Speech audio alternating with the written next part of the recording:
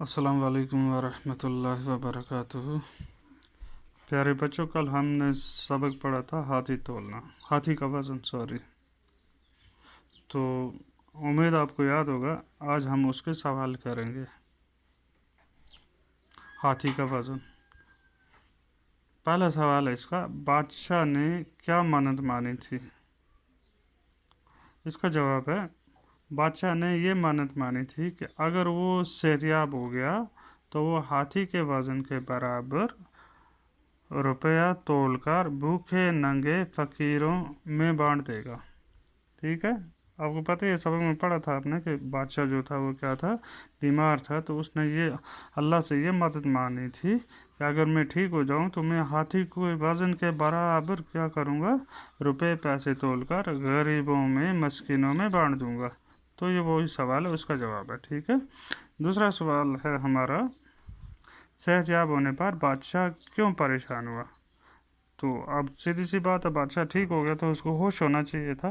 तो अब वो सवाल पूछ रहा है कि वो ठीक हो गया था, लेकिन अब क्यों परेशान हुआ? इसका जवाब है, सेहतयाब होने पर बादशाह इसलिए परेशान हुआ कि अब कैसे हाथी का वज़न करके अपनी मन्नत पूरी की जाए। हाथी तो आपको पता ही है, बड़ा है, बहुत बड़ा होता है, वजनदार होता है। ठीक है, बड़ी बॉडी होती है, उसका बड़ा जिस्म होता है, तो उसको कैसे तोला जाए? तो इसलिए वो क्या था, परेशान था। अब उसके बाद तीसरा सवाल आपका है, बादशाह ने नज़र के रुपए किन लोगों में बांट दिए? किन लोगों में बांटे? जो उसने नज़र रखी थी, जो उसने न्याज उसको मन्नत रखी थी, उसके पैसे उसने किन लोगों में बांटे? जवाब इसका, बादशाह ने नज़र के रुपए जो उसने माने थे मस्किनों, बेवाओं, यतीमों और मुहताजों में बांट दिए। जो जो जो मुस्तहिक थे, जो गरीब लोग थे, गुरबा थे, उनमें क्या किया उसने, वो नज़र के पैसे बांट दिए। आपका इसके बाद चौथा सवाल है, बादशाह की परेशानी को किसने दूर किया? अब बादशाह क्यों परेशान था कि हाथी को कैसे तोला जाए? तो अब उसकी ये परेशानी जो थी वो किसने दूर की? बादशाह की परेशानी को एक मिलाह ने दूर किया। मिलाह, कल मैंने आपको बोला, कश्ती चलाने वाला जो होता है उसको क्या कहते हैं, मिलाह कहते हैं। वो आया उसके दरबार में, कल आपने पढ़ा है। तो उसने क्या किया, उसने बोला कि मैं बादशाह सलामत की परेशानी दूर कर सकता हूँ। उसने वो परेशानी दूर की, हाथी तोला, उसके बराबर पैसे तोल दिए, तो वो परेशानी मिलाह ने दूर की। अब इसके बाद आपका पाँचवा सवाल है, सवाल नंबर 5 है, हाथी को किस तरह तोला गया? हाथी को किस तरह तोला गया, क्योंकि बहुत बड़ी बात है हाथी तोलना। तो किस तरह तोला गया? इसका जवाब है, मिला ने एक नाव को किनारे पर लाया। मिला ने क्या किया, एक नाव, एक कश्ती जो थी उसको किनारे पर लाया और उस पर हाथी को सवार किया। किनारे पर ला के क्या किया, उसमें हाथी को सवार किया। हाथी के वजन से नाव का कुछ हिस्सा पानी में डूब गया, क्योंकि हाथी उसमें जब बार दिया तो नाव नीचे होती गई हाथी के वजन की वजह से।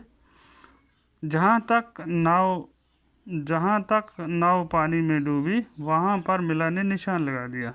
अब क्या किया, जहाँ तक नाव पानी में डूबी तो वहाँ तक, हाथी के वजन से डूबी, वहाँ तक मिला ने क्या किया, निशान लगाया और बादशाह से कहा कि नाव में इतने रुपए भरने होंगे कि नाव में दिए गए निशान तक पानी में डूब जाए।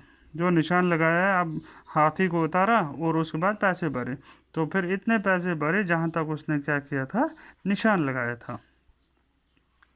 तब वो रुपए हाथी के वज़न के बराबर होंगे। जब तक ये निशान पूरा हो जाएगा यहाँ तक, तब तक वो पैसे जो होंगे वो हाथी के वज़न के बराबर हो जाएंगे। इसके बाद नाव पानी में इसके बाद नाव पानी में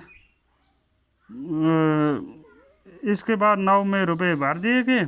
नाव पानी में होती गई नीचे, जब तक इस निशान तक डूब गई जो मिला ने लगाया था। इस तरह से हाथी के वज़न के बराबर रुपयों का वज़न हो गया। ठीक है, क्या किया, इस तरह से क्या हुआ, हाथी का वज़न जो था उसके बराबर पैसे हो गए, उस निशान की वजह से इतनी दौलत भर दी। تو یہ تھے آپ کے سوال. اب اس کے بعد آپ کو اسی سبق میں کچھ خالی جگہ بھی ہیں، وہ بھی ہم نے کیا کرنی ہے، پر کرنی ہے. ہاں تو پہلے ہے دربار میں بہت سے ڈیش موجود تھے. دربار میں بہت سے عقل مند لوگ موجود تھے. دوسرا ہے کچھ مہینے ڈیش گزر گئے، کچھ مہینے اسی طرح گزر گئے. تیسرا ہے منت کا عہد ڈیش سے کر چکا ہوں. بادشاہ نے بولا کہ میں منت کا عہد کس سے کیا تھا؟ اس نے اللہ سے. تو میں کیا بول رہا ہے، منت کا عہد خدا سے کر چکا ہوں. چوتھا ہے یہ سن کر بادشاہ بہت خوش ہوا. یہ سن کر ڈیش بہت خوش ہوا. بادشاہ خوش کیوں؟ جب اس کے پاس کون آیا تھا؟ ملا آیا تھا اس کی پریشانی کا حل بتانے کے لیے. جہاں تک ناؤ ڈیش میں ڈوبی تھی، جہاں تک ناؤ پانی میں ڈوبی تھی. اس کے بعد آپ کا 6th پوائنٹ ہے اسے اتنا انعام دیا گیا کہ وہ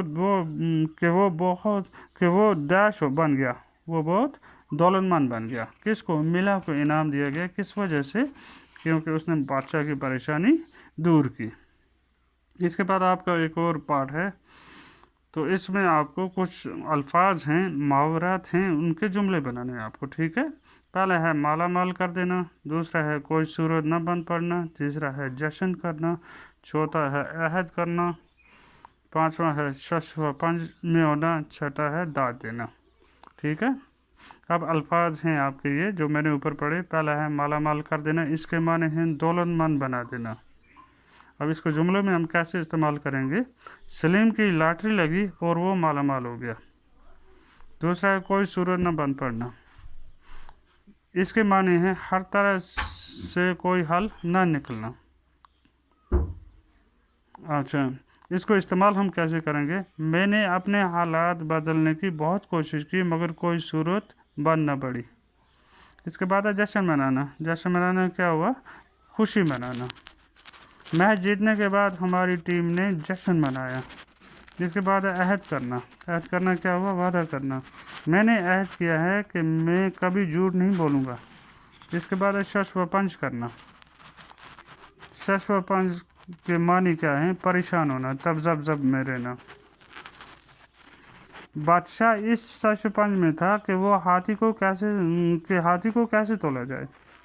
بادشاہ اس شش و پنج میں تھا، اس تذبذب میں تھا، یا ہم بولیں گے پریشانی میں تھا کہ ہاتھی کو کیسے تولا جائے. اس کے بعد لاسٹ والا ہے آپ کا داد دینا. داد دینا کیا ہوا؟ حوصلہ افزائی کرنا. استاد کو بچوں کی ہمیشہ حوصلہ افزائی کرنی چاہیے، اس کا حوصلہ بنانا چاہیے. ہاں بچوں، آپ یہ پڑھ سکتے ہو، آپ یہ سوال کر سکتے ہو، آپ یہ کام کر سکتے ہو. ٹھیک ہے. امید آپ کو پسند آیا ہوگا. تھینکس.